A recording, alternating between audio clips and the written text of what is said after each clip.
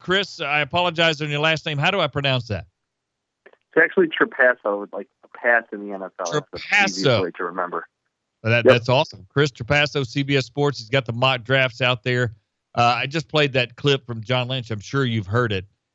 A lot of people say they'll take a Roquan Smith or a linebacker there because I don't think there's much chance Reuben Foster comes back. You disagree. You've got Roquan Smith going much earlier, and the Niners taking a wide receiver. So tell me your thinking on that.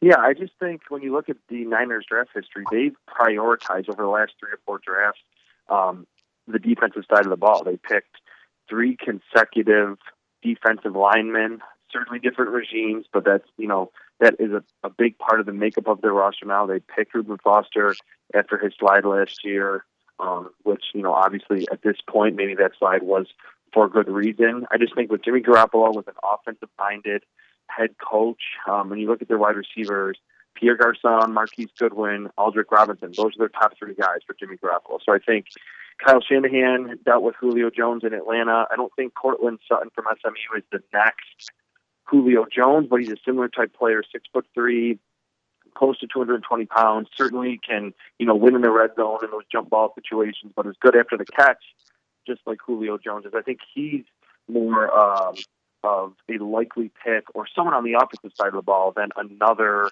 defensive player. And I think Roquan Smith, when you look at the Colts linebacker depth, it's not very good at all. They don't have that star. They're going to more of a 4-3 base. I know nickel is really the base alignment for the entire NFL, but, with more 4-3 principles, I think Roquan Smith, you put him there at middle linebacker and he changes your entire defense. All right. Now, look, we all know that with quarterbacks early on, we don't know what's going to happen. And that a lot of times sets the stage for the draft. This year, there's a lot just thrown into a pile. I've seen the latest reports on Baker Mayfield going to Cleveland. You've got Josh Allen. There's a lot of ways these quarterbacks could go. The thing I found interesting is you also have Lamar Jackson and then Randolph going early as well. Mason Rudolph, not Randolph, from Oklahoma State, of course. So you've got, 4 or 5 in the top 12. So tell me your thinking on that. And that's usually the way it comes out, too. People get quarterback crazy.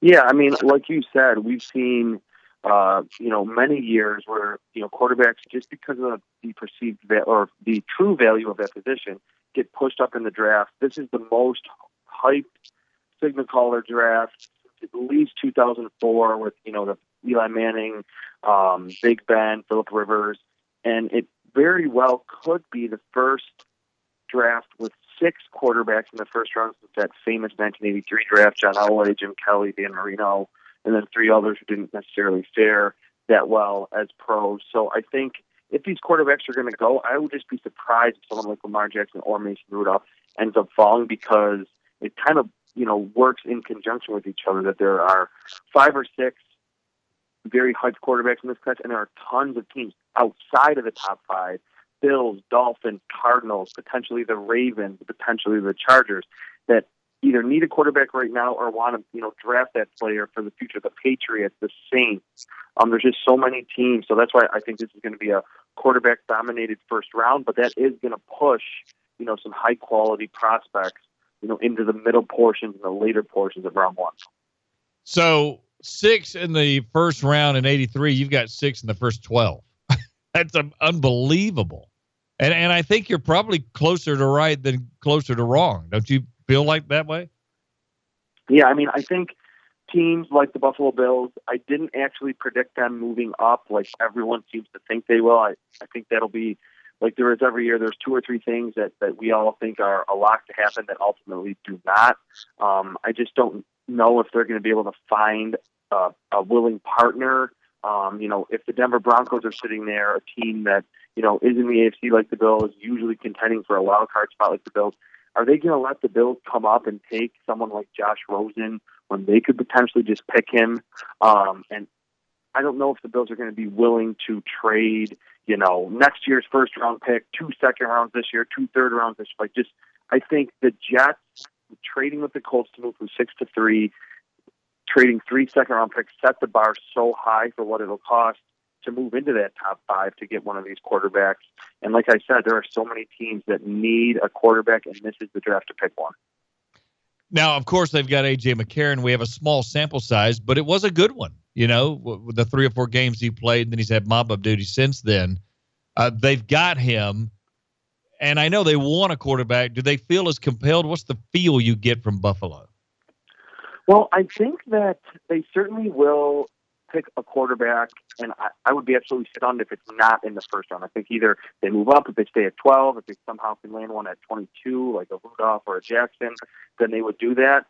But I don't think that they are, set in stone with that rookie starting, right away from week 1, because like you mentioned, A.J. McCarron, not a ton of, experience as a starter in the NFL, but he does have it, and it would not surprise me in the least if in week 1, if he has a good training camp, that they would kind of lean towards someone with a little bit more experience to begin the 2018 season. How long can he hold on to that job with, a first-round rookie quarterback waiting in the wings? I'm not sure, but I don't think it's a foregone conclusion that the Bills draft a quarterback and then A.J. McCarron is automatically relegated to a backup role. I think there will be a quarterback competition in training camp. Chris Trapasso, CBS on a mock draft. Now you've got Calvin Ridley going 19 to the Cowboys, the first Alabama choice going. I've seen that. I've seen Ravens, obviously Panthers. That's 3 teams that need wide receivers. I would think you're real close on that, wouldn't you? Yeah, I think he's going to land somewhere in the 15 or 16 range, like you mentioned, from the Ravens, all the way to 24, where the Panthers picked. And those 3 teams that you outlined have a need at wide receiver. I think Ridley would be great in Dallas because what they really needed, especially last season, that they didn't have that downfield threat. Terrence Williams, who went to Baylor, had some moments where he could get down the field, but Ridley does have that sub 4.5 speed. He certainly can create separation. That was another big problem, and I think part of the reason why they released Des Bryant is that he wasn't creating separation for Dak Prescott. So that landing spot is right around where I think he's going to go, and it'll just be a perfect situation for both sides. That's why I have him going to Dallas. And them releasing him, don't you think that means they're going to take a wideout? Probably. And I know Cortland Sutton, who I mentioned earlier, the big wide receiver from SMU, has kind of been a trendy pick for Dallas. And he certainly can move better being younger than Des Bryant. And I think even coming in as prospects, he's a little bit more agile in the open field. But if you're going to release, someone as productive in the red zone and is that contested catch wide receiver in Des Bryant, are you going to pick someone like Cortland Sutton that's a similar player? I think they want that speedster who can create separation for Dak Prescott in this offense. All right, now I'm intrigued with Minkah Fitzpatrick, who we've seen as high as 9 to the Niners. This was before Reuben Foster got charged. I've seen him maybe even a little higher than that, and now others have him down, way down in the draft. You kind of have him at number 23 to the Patriots, which that would be illegal if Bill Belichick gets that guy in his secondary to me, because I think Barkley, and Nelson to me are the 3 best football players available in this first round, depending on team's need, obviously. Tell me why you have him so low, because it's just hard for me to fathom after watching him for 4 years he could go that low. Sure, yeah. This is where there's a difference between mock draft and how I evaluate these players. The mock drafts are what I think are going to happen, and if you get 4 or 5 of these picks right, then you did a great job. It's just so hard to tell. So much information out there. I actually have Minkah Fitzpatrick as my number 9 overall player. I really high on him. I think he can do whatever you ask of him. But if you watch, and certainly you did, your listeners did, that he was predominantly, that safety slot corner hybrid at Alabama. And I think when you look at the trends of either cornerbacks or safeties who are picked in the first round, they're usually someone that has a defined role, that they're either, a Malik Hooker, an Earl Thomas, that deep center fielder, or they're an outside cornerback. Usually slot corners, even for bigger, more athletic ones like Fitzpatrick, usually get pushed down just because of their value a little bit. However, in today's NFL, with the nickel package being the predominant package, a lot of safeties are quasi-slot cornerbacks. and I love Fitzpatrick's range, his athleticism. I think he can play with bigger slot receivers very well. And as you guys all know, as a blitzer, I think he's the best. He and Derwin James are the two best blitzing secondary members in this entire draft. Yeah, and, as you know, with mainly three wides, most of the time, you need a corner really covering an inside slot a lot of times, or at least a very fast safety. So it's almost like, and I know at Alabama, their base is really 5 defensive backs. And that's kind of the way the NFL's going. As you know, I bet it's over 50% of the time, right? Yeah, and I think that is where the NFL is today. I think it'll take a few drafts for teams to kind of catch up on that and realize someone that you watch on film that is predominantly in the slot, that does have some value. I don't know if the NFL is there yet. I kind of liken that to, the quote-unquote undersized defensive tackles, under 300 pounds, that in reality today, that's not undersized. The Aaron Donald types, the Geno Atkins types, they're under 300 pounds, can get after the quarterback and be, a 10-sack-a-year player. I think that's what we're kind of getting at with slot cornerbacks, that it will take a few years until they're held in higher regard to go in the first round. Certainly that could be a pick that I'm ultimately incorrect on because, like you mentioned, there's a lot of mock drafts that have him going in the top 10, and he's a top 10 player for me. But just because he doesn't have a true position that seems to hold, a ton of value to most teams right now, that's why I have him slipping a little bit in the first round. Chris Trapasso, our guest here, CBS Sports, talking about the mock draft. You got Rashaan Evans in there. Obviously, the Steelers will be a popular pick. A lot of people have him in the area you have him. I think the Titans actually worked him out heavily at Alabama's Pro Day. So did the Steelers linebacker coaches. So tell us why you think him to the Titans. Well, I think when you look at what the Titans need on their roster, they lost Avery Williamson, who played at Kentucky, was a good player for them, turned out to be a very good run stopper in that defense at Tennessee. Signs with the Jets for big money in the offseason.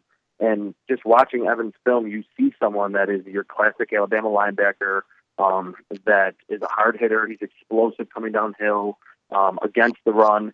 I think because he doesn't have loads of experience at off-ball linebacker, that, he obviously spent some time rushing on the edge, that it takes him, an extra split second at times to diagnose what's happening in front of him.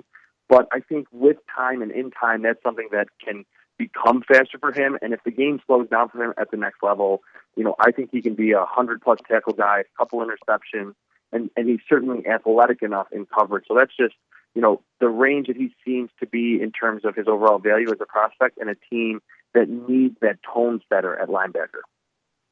Now, you do not have Daron Payne in there like a lot of people. And early on, as you know, the popular pick was the Chargers at 17. Tell me your thinking on that. Well, I think with Daron Payne, he could end up in the back end of the first round. And like you mentioned, there's a lot of mock drafts that have him in that, 15 to 25 range. I think just because of the lack of production at Alabama would be an outlier for him to go in the first round with just his minimal, sack production, tackle for loss production. But, as you know, as your listeners know, again, he was two-gapping a lot. And I just saw someone, he's in my top 25 overall prospect. He's my number 23 overall player in this draft. I just think because he's relatively young, and it might take a year or two for him to get a little bit stronger. And that's probably why I have him out of my first round. But he's someone that can two-gap, and as we saw in the college football playoff last year, when he was asked to just get upfield, he can wreck an entire game. So he's someone that I think is a lot like Kenny Clark from the Green Bay Packers, who was another one that was very young coming out of UCLA a few drafts ago. Took him about a half a season to a full season to really acclimate himself, but turned in an awesome season last year in Green Bay. Daron Payne is versatile, not in the positions that he can play, but the responsibilities up front. Can we talk about this myth? I think it's a myth because I'm down here watching and I see from afar this hankering that some teams have against Alabama players, thinking they practice so hard, they're damaged goods when they get there to the NFL, like the Broncos. I was looking at some of their data. Woody Page did an article on it in the last couple of days. They've basically taken nobody since Bobby Humphrey in the draft from Alabama.